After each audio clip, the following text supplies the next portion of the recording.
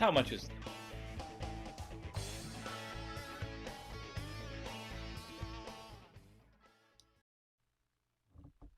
Wow. Strange, guys. Watching the view go in. Watching the view go in. A little bit of a delay. Excellent condition. Got a big old green light from YouTube saying everything is excellent. But a delay. Delay, man. Big delay. I think, I don't know, 4 or 5 seconds. Trying to figure out 4 or 5 seconds. I got to make sure you guys have 4 or 5 seconds to react to what I say, including getting old Joe off the screen.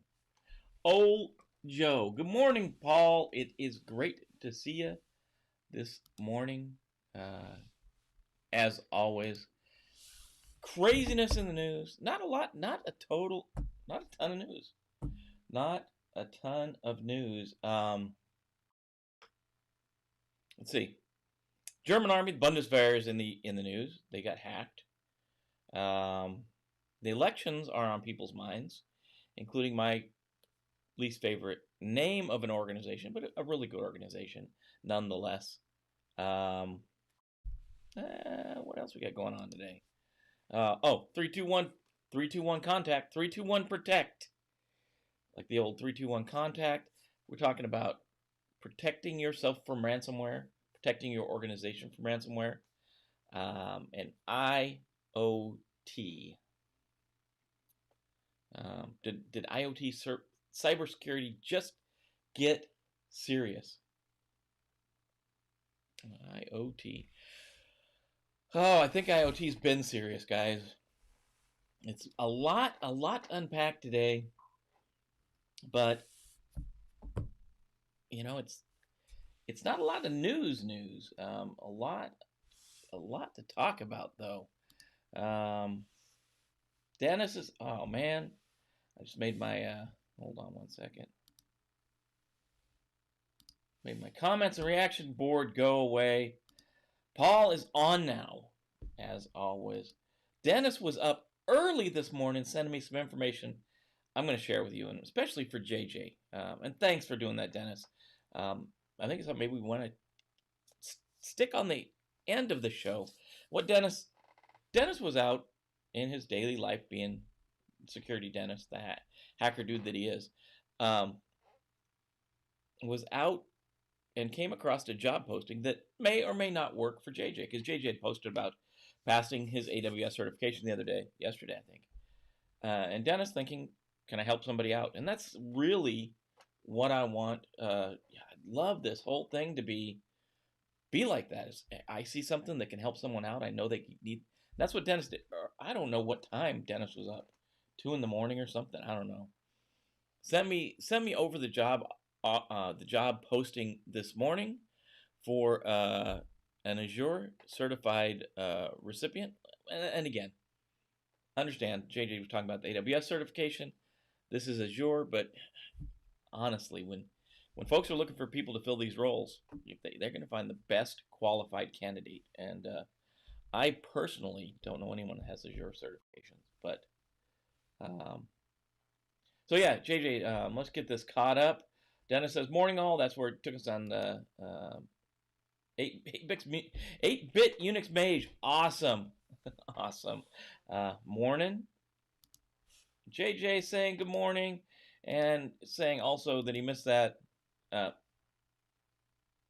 Dennis doesn't have the ability to send it right to you. Dennis had my address 030, dark 30, just 030, maybe even no dark in front of it, was when Dennis was up.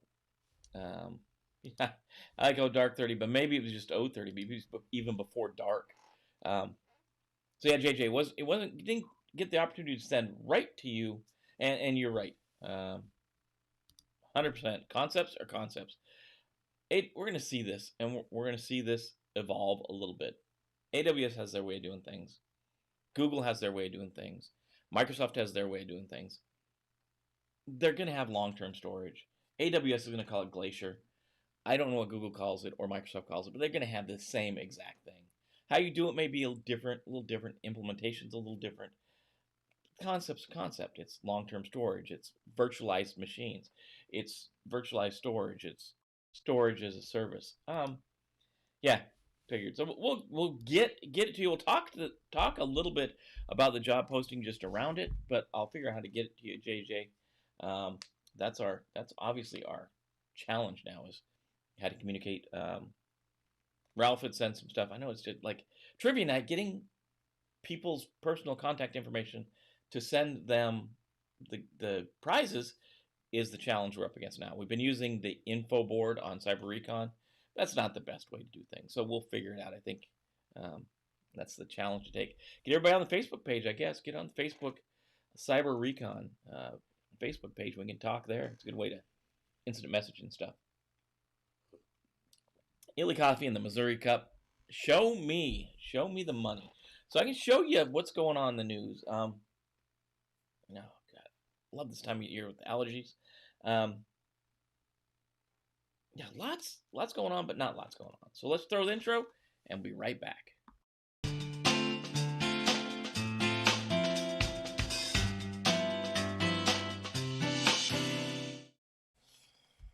All right, good point, JJ. We do have Discord. It's Cyber-Recon on Discord. Just got it started last week, though. I'm not just like everything else. How do you have time to figure everything out? Discord's out there. I'll figure out how to share the link. It's like everything else. I'm kind of in a lot of these social media realms. I'm a rookie and need to get schooled up. Like Instagram, I'm still not totally straight on Instagram. Obviously, I'm not on TikTok. That I did stake a claim to the name in TikTok, but I don't know. We'll see what happens. Microsoft takes them over or whatever. We'll maybe join back in with them. Twitch and Twitter and now Discord. We do have a Discord channel, and I think it's just Cyber-Recon. Figure out. True. Yeah. I got to, it's just time to get all the videos out. We just put into high gear getting the videos, because once we started really pushing Cup of Cyber forward, it kind of consumed a lot of our time, and trying to get that to level, kind of get back on the level, has been taking a bit of time, and now we're back square and getting videos out. So yesterday, you may have noticed a couple RMF videos went out yesterday. You'll probably see a couple more come out today. You'll start seeing the Security Plus videos go out, the Cloud Plus videos go out, and then trying to figure out time to get the other two live shows, the afternoon/evening time shows about IT Fundamentals Plus and the Cyber Insider. All kinds of stuff we want to keep doing. Keep pushing for you guys to grow this community. Our community, right? We stake and own the security community. We own this thing. So let's act like we own it, man. Let's get folks, level everybody up, including those brand new people in the field. Get the brand. We need the new blood. We need new people in the field. And just we 2 million folks short this year coming up. So that is crazy to think about, being that many people short. So election 2020 coming at you. And we all know this is coming. We know the election's coming. This is from NBC News, the story. It's in your show notes, as always. Kevin Collar, I got to give him a ton of credit, because he calls the Cybersecurity Infrastructure Security Agency, they like to be called CISA. I have the issue with that because there's a certification called CISA. So I give him a ton of credit. He never calls them by their acronym. He never calls them CISA. Every time he refers to them as in their full name, the Cybersecurity Infrastructure Security Agency. He does it a couple times, so it's not only using it one time. He's used the term 3 or 4 times in the article, but never calls them CISA, which I think I give him a big cheers to that guy for doing it. Kevin, good job. I know they're never going to change their name. I know they can't now. It's too far down the line. They can't do it, but just picking an acronym that's a certification. I don't know. That's so obviously people are concerned about the elections. There's a ton of political chaff around this. There's turbulence all over the place. Do we have mail-in voting? Do we not have mail-in voting? Um, you know, how are people going to get to the polls? Are people going to try to influence the election? That last one, yes, for sure. For sure, 1,000%, other countries are going to try to influence our election, right? So, for the last 4 years, CISA, I'll call them their acronym, dang it, has been trying to stop a repeat of the 2016 election. Uh, that's a loaded statement right there. That's meant reaching out to the country's more than 3,000 counties with a special offer free cybersecurity tools. And I don't know that the 2016 election was hacked. I know that there was social influence put in by both sides. Um, and I know I'm not going to turn this political, so don't anybody drag me into that hole. I'm going to say that both the Democrats and the Republicans were impacted by social media engineering. That's where folks posted a great number of either misleading or untruth statements on social media to try to steer the conversation wherever they want. And that's the thing I'm worried about. That's the whole Soviet Union hanging the West by the rope they sell us. And the rope we've sold them is social media. And we've given them the keys to influence us. And it's unchecked and it's unbridled. Even with the Microsoft, or excuse me, even with Facebook's, thinking fake Microsoft, even with Facebook's checks on the validity of a story, people, if you're on the right or if you're on the left, if you hear the story that backs your side, you keep pushing it forward. So they've reached out, CISA's reached out to 3,000 counties, offering them free cybersecurity tools. And Jeff Hale, who's the director of the U.S. Cybersecurity and Infrastructure Security Agency, Election Security Initiative, that's a title right there. He said they're making good progress. In 4 years, they've had 200 counties sign up. That's terrible. Come on, America. And he ties it to the counties are saying, we just don't have, give us the tools, but we don't have time to implement them. And I can see that, but you got to do something. If you're the election agency in your county, you got to do something. There's concerns that Russia or another foreign adversary may be repeating the 2016 efforts to interfere in the election. Now, I agree with that. The Russians, the Chinese, the North Koreans, probably every country on the planet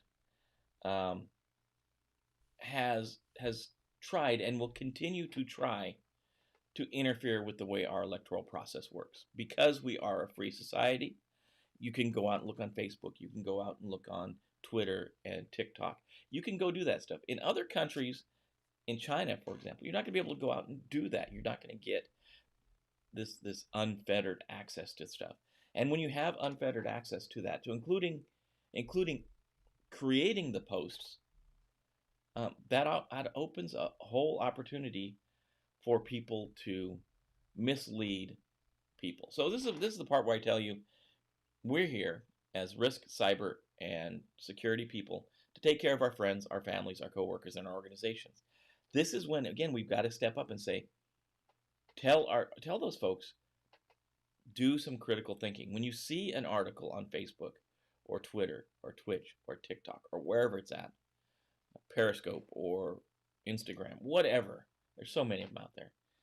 When you see those stories, think about it. Does it make sense? Does it pass the common sense truth? And I know that in this crazy world we're living in, common sense maybe isn't all common, but there's still the ability for those countries to come in, and they don't mean good. They don't want sunshine and rainbows and lollipops for the United States. They don't want that. That's not what they want. They want to split and divide and cause the country to crash and burn.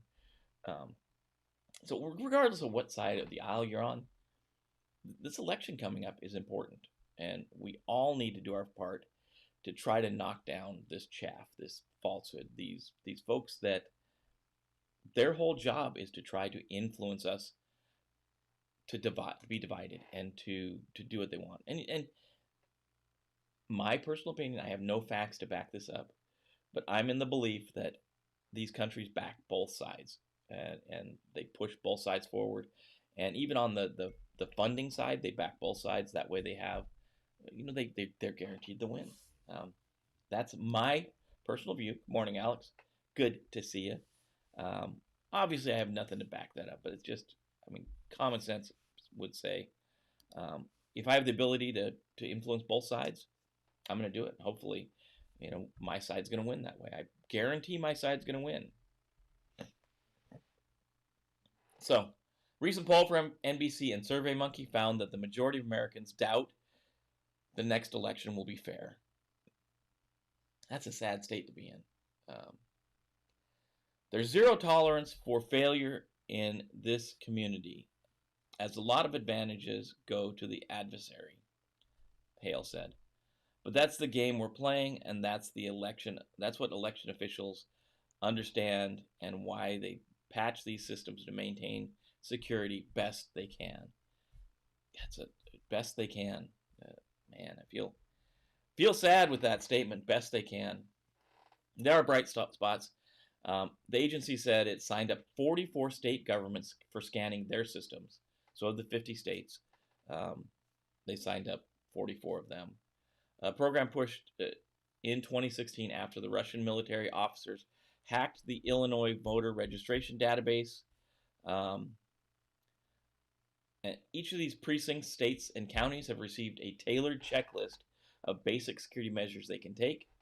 18 states have conducted phishing assessments for their local officials. Out of 50 states, 18 have conducted this. That's an F in high school. Good article, got a lot to cover. It shows, a planning snapshot that they send these folks. The bottom line is just, there are tools out there, but there's not time to implement them. I don't know. Is this something? And we all think about this. We are those security professionals, cyber professionals, the risk professionals. There are people that are trying to get into the field. There are these entry level people, and in the union world, there's a structure. Say in the union, say you're a bricklayer, or it's a unionized job. You can come in, an apprentice, a journeyman. You can work your way up through the structure. There's no structure like that in cybersecurity, right? You can't. To go from zero to cybersecurity is a hard task. That first step is hard, and then once you're in. There's a ton of jobs, but that first step is always you don't have experience. What I'm getting to is, if CISA is saying we've got these tools to implement, and we're going to give them to the counties, the 3,000 plus counties, for free, and the counties are saying only 200 of them have accepted, so 2,800 plus have said we can't do it, and their main reason is we don't have the people to implement these security tools. So to me, there seems like there's a gap there. If you are that person trying to get into security, I would almost say, and I don't know all the background around this, I'm just thinking about this is a shoot from the hip kind of thing, but it seems like you could go talk to one of these election commissions in your county and say, hey, I'm getting into security. Here's my credentials. Here's what I've done. I need experience. I understand you've got these tools you can't implement. I'll come in and implement them for free as part of my civic duty, however you want to put that term going forward. You get the experience, the documented experience, for helping the election commission, nonpartisan, right? Don't go in there on one side or the other, nonpartisan, to help them implement these security tools. I'm sure that it's not as easy as that sounds, but there's got to be a way to get from A to Z in this equation. There's a few months left. Maybe there's a way, if you are, in one of these counties that CISA is offered the tools, but the county can't take it because they don't have the personnel to implement it. Maybe there's a way to come in and volunteer time to implement these tools. Maybe that's a longer term project. This seems like every year, every couple of years, at least every 2 years, there's an election going on. So it seems like this is a longer term thing. Seems like if people are having a hard time getting into security because they don't have experience, and these counties have a lack of people, it seems like if you have some security credentials, maybe you've went and taken the Security Plus, maybe you've just taken the A Plus or the IT Fundamentals Plus. Go in there, maybe talk to your election officials.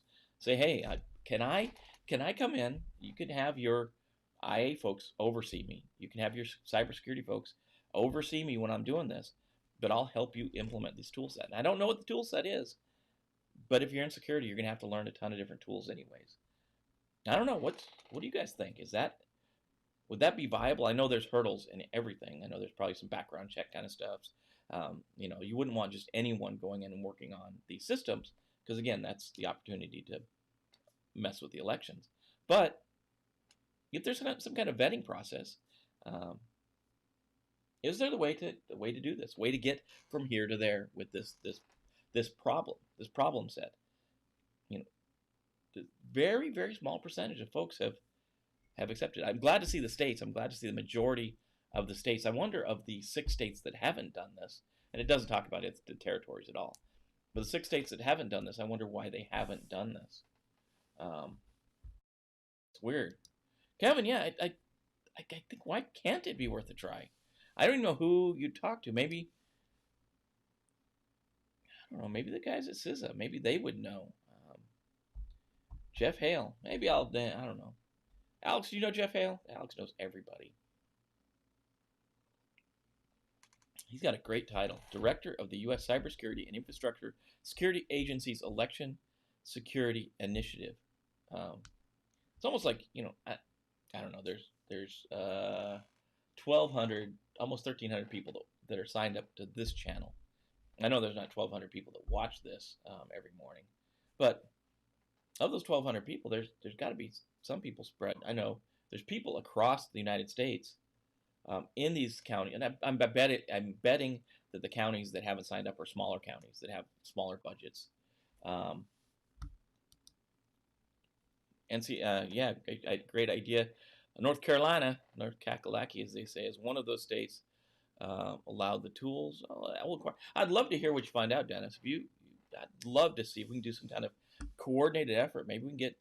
I know I talk to people all the time. They're talking about how do I get into security. Maybe this is a good idea. No, Jeff. Well, it's worth a try. I know you know a lot of folks, Jeff. A lot of folks. Jeff's just not one of them. So that's article number 1. Elections are on people's minds. It's coming right around the corner. It's right around the corner. Love to see what we find out, Dennis. I'll do some kicking of tires. See what we can find. I didn't look at the container stuff we talked about yesterday. Dang it. Sorry, folks. I'm not going to be able to do any more in depth. Maybe we can all talk about that.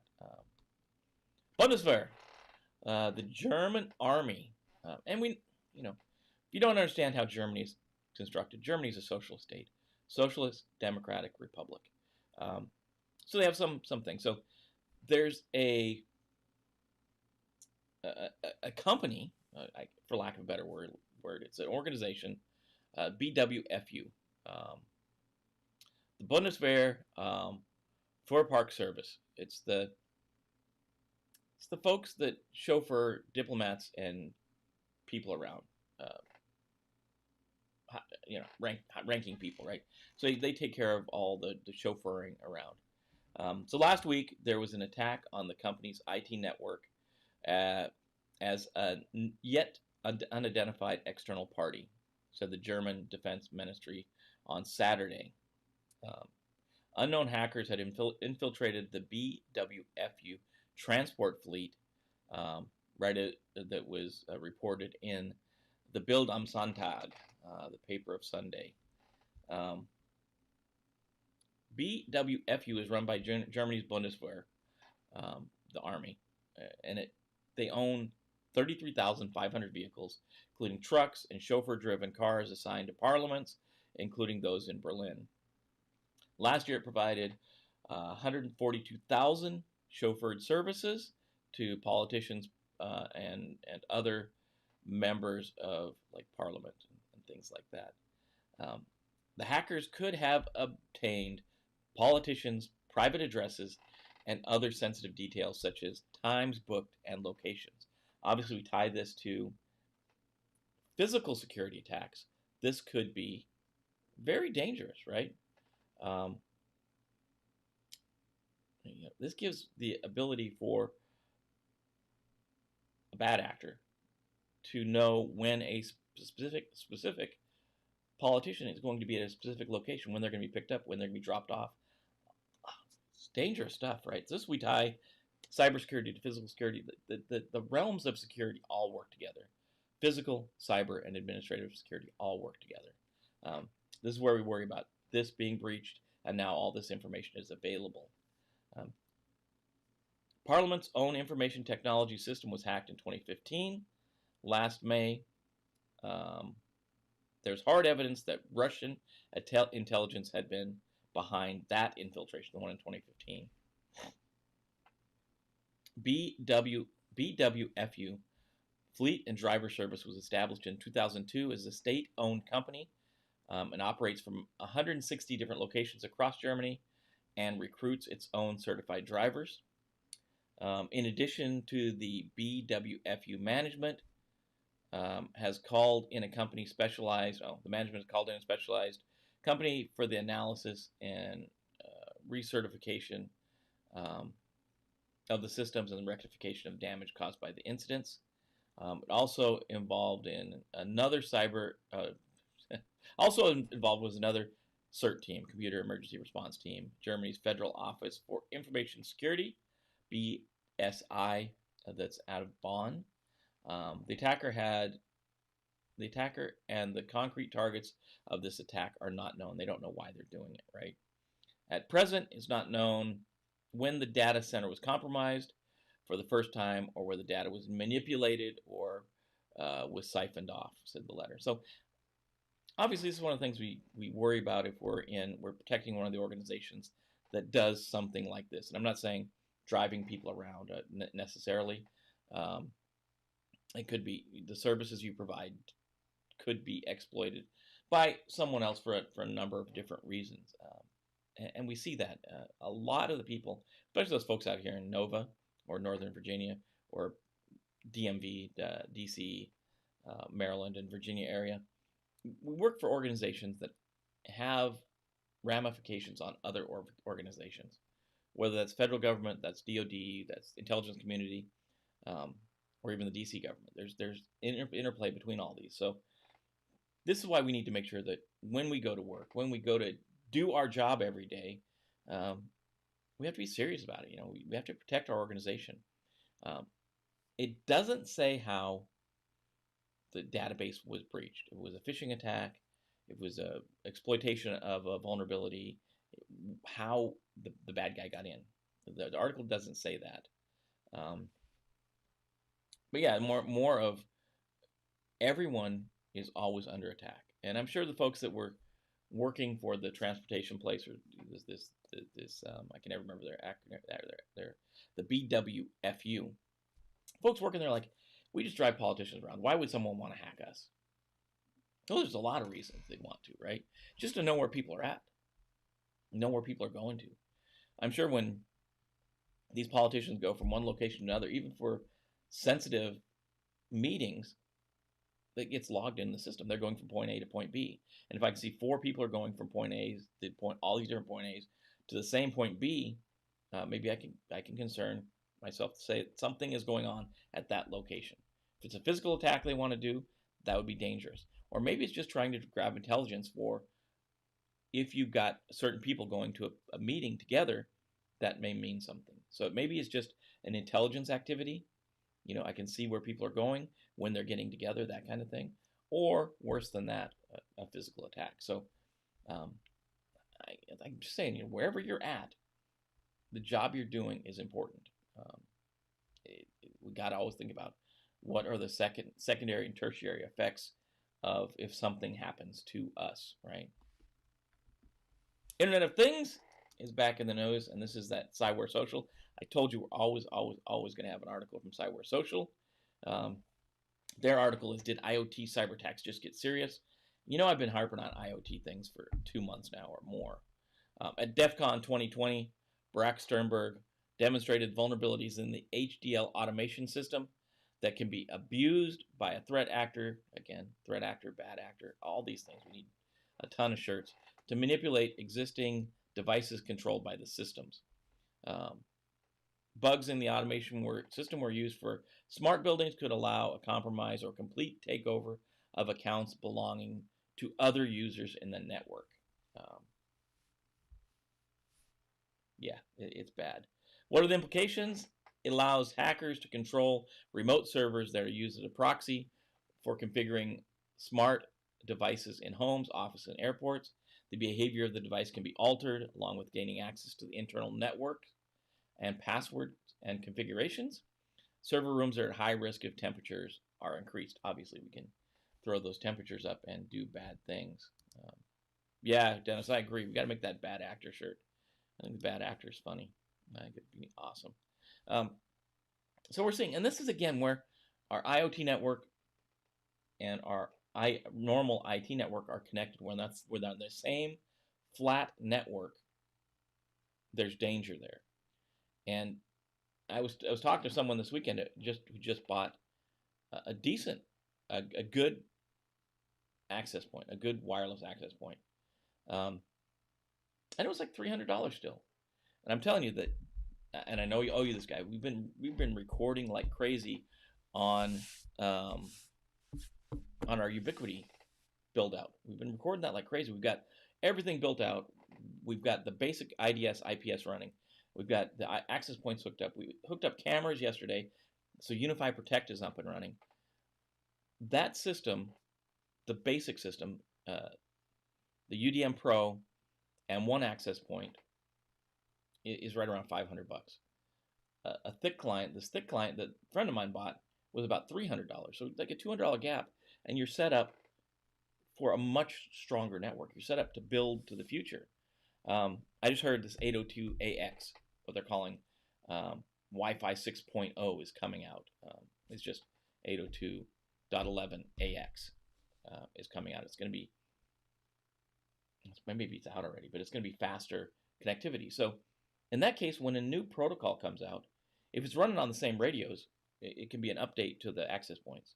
If it's brand new technology that the access points won't change to. You just change out your access points, and you're back in business. Your system is still running. Unify has done nothing but impress me with the way it's working. So that's going to allow us to split our computer devices and our IoT devices into two different VLANs where they won't communicate. And that's the whole point of building this IoT network out, adding more and more things to it, so that we can show you that if you have this, if you just have some of these devices, maybe you just have Philips Hue lights, or maybe you just have Arlo cameras, or maybe you just have a Ring doorbell or a Nest thermostat, it can be split out and put on its own VLAN, and we can make it talk only in those protocols it needs to talk to our normal network, if there are any. Maybe it's an Amazon Echo device that we need to be able to talk to the printer. And I know you guys think that's funny, but you can tell those Echo devices to keep your shopping list, and when it's time to go to the store, if you don't want to print it up on your phone, which is the best way, you can print out a list on your printer. Crazy the way this thing is going, and that's why people are doing it, because there are conveniences in IoT. So we're going to see it. So other IoT attacks, more than 3.7 million IoT devices, including doorbells, webcams, baby monitors, surveillance cameras, were found to be vulnerable to attacks by those two insecure communication protocols we talked about a month ago. That's not 3.7 million IoT devices out there. That's 3.7 million that are vulnerable. Last month, a new strain of the Mirai botnet was found, attacking IP cameras, routers, smart TVs, and Ripple 20, which we talked about a couple months ago too, in June, has improved little since then. So takeaway from this, bottom line is threats facing the IoT devices can be countered through a systematic approach to cybersecurity, through a well-established industry standards, auditing security consumer devices, providing regular firmware patches, and promoting information sharing and collaboration efforts. That's the other thing. If you have these IoT devices, and right now there's a ton of them on our network. If you've got them, you are responsible for patching them. It's not going to be like Windows. It's not going to pop up. It's not like Mac. It's not going to pop up on the screen and tell you, hey, it's time for your next update. You've got to know, hey, I've got Hue light bulbs. Is there an update for my Hue light bulbs? Maybe I don't have to go out and research it, but I've got to log into that application, and I've got to check to see if there's any updates. And I know 10 years ago, saying something like, I need to patch my light bulb would be a ridiculous statement. Maybe 15 years ago, I guess. I don't know how long Hue's been out. It's been a while. But it's true. You've got to update your Hue light bulbs. The new light bulbs have both Zigbee and Bluetooth connectivity. So there's 2 networks in there. And there's the possibility to bridge those networks. Bridge from Bluetooth into your Zigbee. And Zigbee is always connected, well, in IoT, it's always connected to your LAN network. So if we don't split those out, if we don't have protections, you could possibly, think about this, use a low-level breach on someone's Bluetooth device to go through their light bulb that has both Zigbee and Bluetooth back to the Zigbee hub that's connected to the LAN to get onto the network. Talk about that for a chain of attack. And we know most of these IoT things are running Linux now, and that's why the article yesterday about Linux being a bigger target is such a serious thing. So Linux used to be able to don't patch it, don't worry about patching it. It's like Mac, we don't have to have I don't say patching. You do have to patch it, but you don't have to have antivirus. What I was thinking, and I just can't say that. Yeah, thinking, oh, we don't have to have antivirus because we're Linux or Mac. That's not the case anymore.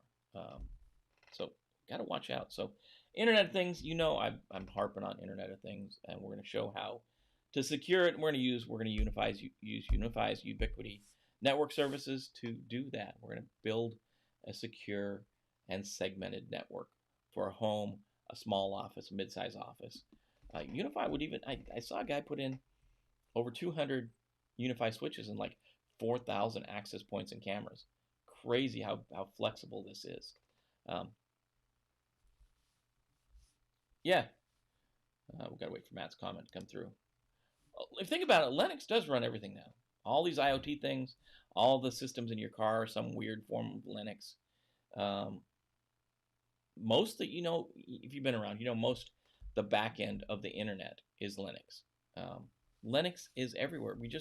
You don't see it on the front end. People that use desktop computers, 80, 95%, I don't know what the exact number is. Last I heard was 95, but I'm sure it's gone down a bit from that, are Windows desktops. Windows desktops are still everywhere. But as you move back into the support structure, the IoT, the operational technology, the back-end servers that run things are all Linux. They really are. Oops. 3, 2, 1.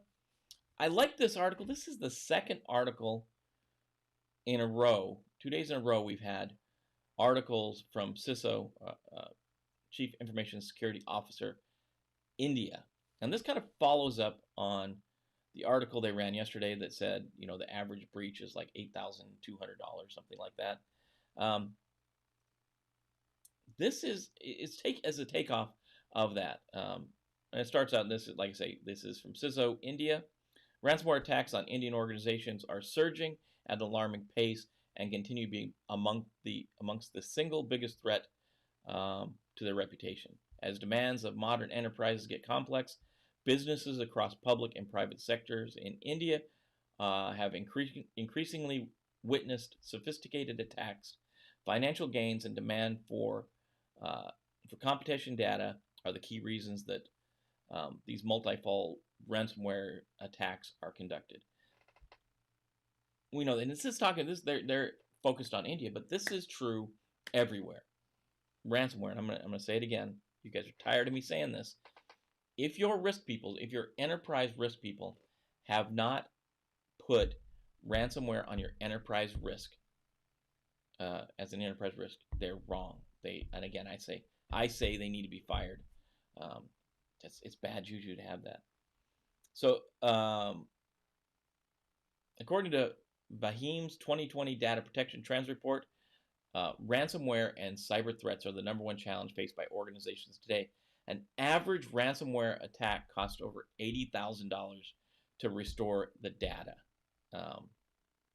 Corporate breaches are drawing attention to pressing need for deploying multiple layers of security in the system.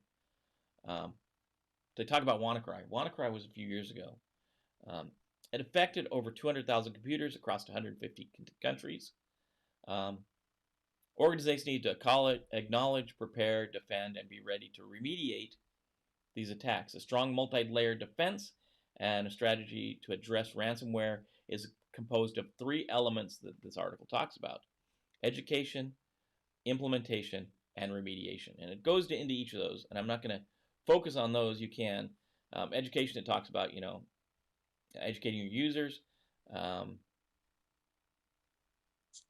Remediation. Most education, the big things they talk about: RDP and phishing, remediation, and implementation. I missed implementation. Education, implement things securely, and then remediate if you are exposed, right? And that's kind of the cybersecurity framework talks about those things, right? We have education up front. We implement secure controls, and that's part of what RMF does. And then we remediate. Hopefully we don't get to that right side. We don't ever get breached, so we don't have to remediate. But sometimes we have to fix systems that are found not to be secure. Hopefully you're not remediating from the breach, right? So the big point of this article is this 3-2-1 rule. And this is what I wanted to stress on. The 3-2-1 rule makes a bunch of sense. There are at least 3 copies of important data. It's stored on 2 different types of media, and at least one of these copies is being stored off-site. And off-site means it's air-gapped, offline, or immutable. One of those. Crazy. Local government got it bad last year here. Poor directors only. Oh man. Yeah. Just coming in 3 months in and just get nailed on a cyber breach or something like that could be terrible. I like this 3-2-1 story. It's easy to remember. It's like the thing at the airport, when you're going through Homeland Security. 3-2-1. 3-2-1. 3 copies of important data. That's pretty cool. 3 copies on at least 2 different types of media, with one of them being offline, and that's air-gapped, offline, or immutable. I think it's an easy one to remember. This one we can put out. October is coming up. As security awareness, I think 3-2-1 needs to be in everyone's security awareness program this year. 3-2-1. 3 copies, 2 different types of media, 1 offline. Cooper Cold, yeah. Continuity of operations program or plan, or cold site, which we can do that all in the cloud now. I guess call them warm or call them hot if they're in the cloud. But we can put it in the cloud. It just has to be separated from our network. Glacier. There we go. There's an AWS guy. That's what I'm talking about, Matt. Talking about AWS products. Glacier's their long-term storage. Yeah, you can put stuff in Glacier. I'm going to guarantee if you put in Glacier, well, I won't guarantee it. I take that back. I'm going to say there's a strong possibility if you put your data in Glacier and you get hit by a ransomware attack, they're not going to be able to get to Glacier, because Glacier can't be recovered like that. And as long as you've got some way to be notified that you're under a ransomware attack, someone's locking your data up, they're not going to be able to get to Glacier. It just takes, that's the point of Glacier. It's cheaper storage because it's offline. It takes you a while to get it back. Yeah, Glacier. Good thing from an AWS certified professional right there. That's what I'm talking about. I want to see the semi one time. The semi. Oh, the big truck. Yeah, the trailer-based data storage. Yeah, that'd be cool. So that's the point of this article. If we got, it's right around the corner. October's right around the corner. I know we're in the middle of the end of summer now, but October's not that far away. Your organization's probably planning their cybersecurity program for October. A lot of organizations have something going in October. I say this one.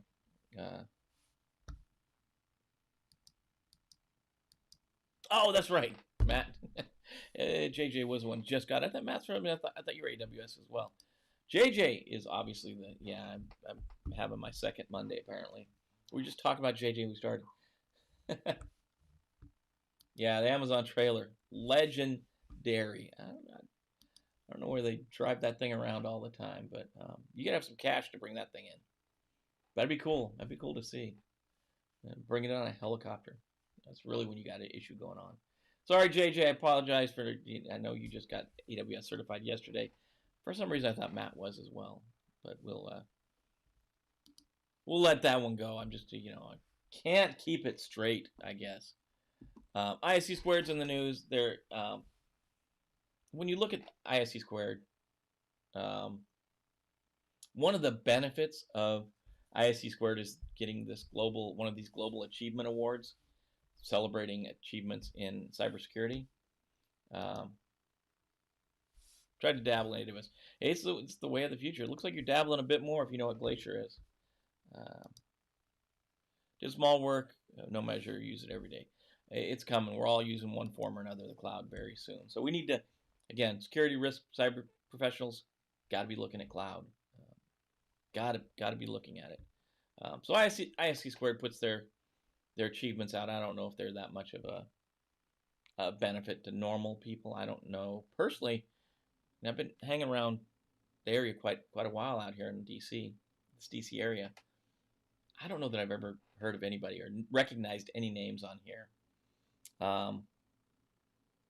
It's a couple people got these awards, and it's one of the benefits of being a member of ISC squared is you can get one of these awards. But a couple I wanted to point out from North America: Jack Freud, CISSP, MP management professional, head of cyber risk methodology at cyber assessments for his work with NIST and the Applied Cybersecurity Division on the behalf of the nonprofit FAIR Institute to map together the NIST cybersecurity framework, risk assessment, and the risk management strategy domains to the open group's FAIR risk taxonomy and risk analysis standards. So if you know the RMF,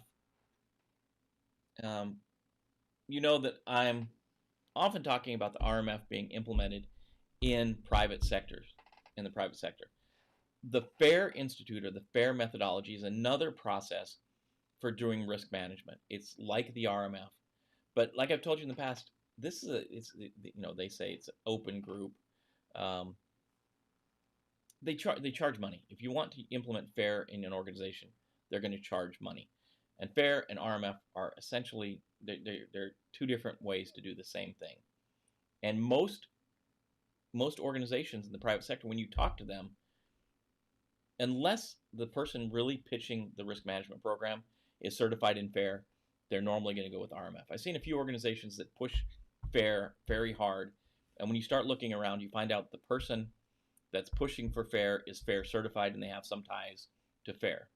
But it costs money, where the RMF does not. And to me, as a business decision, you got to kind of put that aside and say, yeah, I know I'm certified in that, but let's look what's best for the organization. So, anyways, this guy got an award, and really what he's done is he's advanced FAIR, because FAIR can now say they're tied to the cybersecurity framework, and they're tied to the NIST risk management strategy. So they really benefits FAIR more than anyone I could say.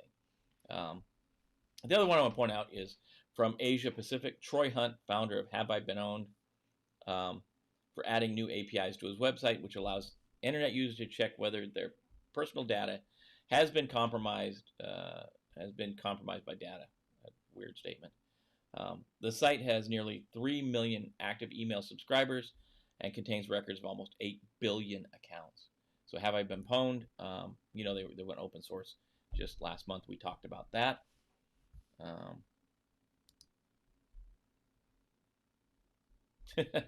Semi sounds like a Die Hard 4, Live Free, Die Hard. Yeah, that's that. Just a big data center on wheels, man. It's pretty daggone cool. So that's why ISCS Squared. If you're wanting to check it, there's a bunch. There's the awards for senior professional. That's ones we talked about. Mid-career, rising star, government professional awards, the board awards, all CEO awards, chapter recognition awards. I did say that in North America, the Nova, the Northern Nova, I call it Nova, Northern Virginia chapter has leveraged their geographical region throughout 2019 to build strong relationships with organizations, universities, and programs to educate the local community on cybersecurity, including partnering with the Center for Cyber Safety and Education to promote online safety to over 100 local children through the Garfield Cyber Security Adventure Program at local schools. Northern Virginia chapter doing things. So they're listed on here as the chapter recognition awards. They got the North American award. So good things. You can go out there, read the article in the show notes if you want to see what the other awards are. Not a bad thing. One of the better things ISC Squared does, I think. I think they hit, from reading the write-ups, it seems like they hit the people that wrote up the articles the best. I don't know. I don't know that FAIR tying their product to NIST, I guess probably it does expand cybersecurity, but it seems like it's more self-serving than anything else. That's me. That's my jaded view of things. It's Bad Poetry Day. If you want to read some bad poetry, espouse some bad poetry, talk about some bad poetry, today is the day to do it. Go out there. I put a link in the show notes. Why is bad poetry so small? Let's make bad poetry. Let's say it's Bad Poetry Day. Some link to I think there's 4 bad poems in there. You can go check out 5 bad poems you can use today on your Bad Poetry Day. All cool and stuff. And then on to what Dennis has forwarded.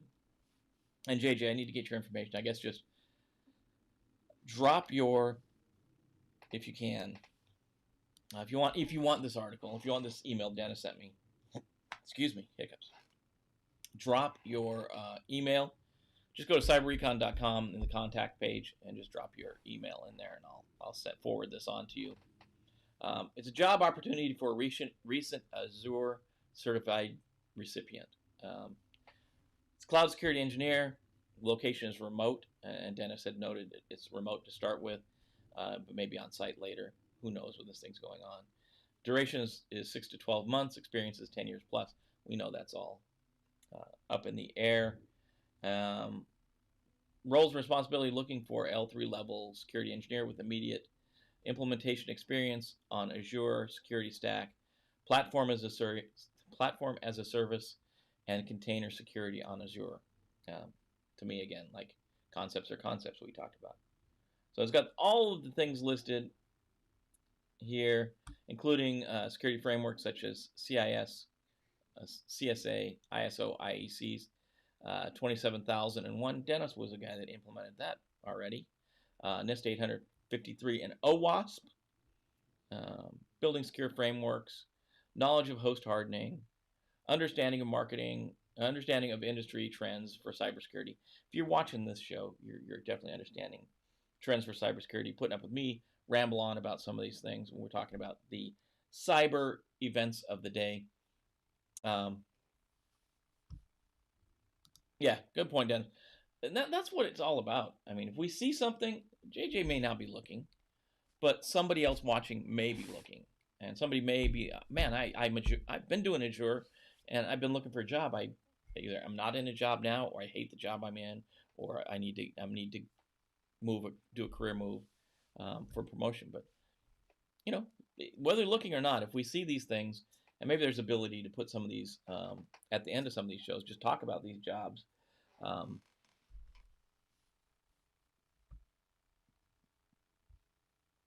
Yeah, initially remote is fine. After ending COVID-19, you may have to relocate. It doesn't say where. Does it say where this is at? I'm assuming this is going to be COVID's going to be going on for a while. But yeah, I think it's good to share this information with each other. And like Dennis said, he didn't know if somebody's looking or not. JJ may not be looking. Maybe he is. But somebody else might be looking that would be the perfect job for them. So if you see these things, we're going to come up with a way to share the jobs, with each other. Maybe there's a way to just, I know there's a plugin we can put on the web page. Gotta love those plugins.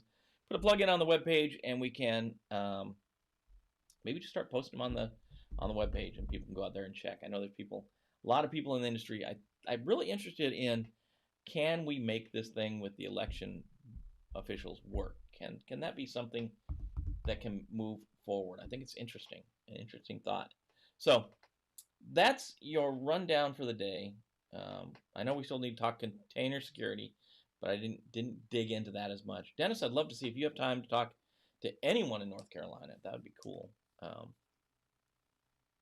I'll see what I can dig up about this guy from CISA. See if he's got any contact information. Maybe there's a program we can get people to volunteer to go help some of these counties implement these security tools. How's the vetting process? It may even be a chance. Think about this. It may be a chance to get that initial clearance, even if it's just public trust. It may be a chance, they clear you for public trust, get you in there to work on the system. Now you've got public trust and you've got some experience, and the county's been taken care of. It's a traditional win-win situation. County gets the thing put in. CISA gets their tools put in on a county election device system program. They win. The county wins because their systems are more secure.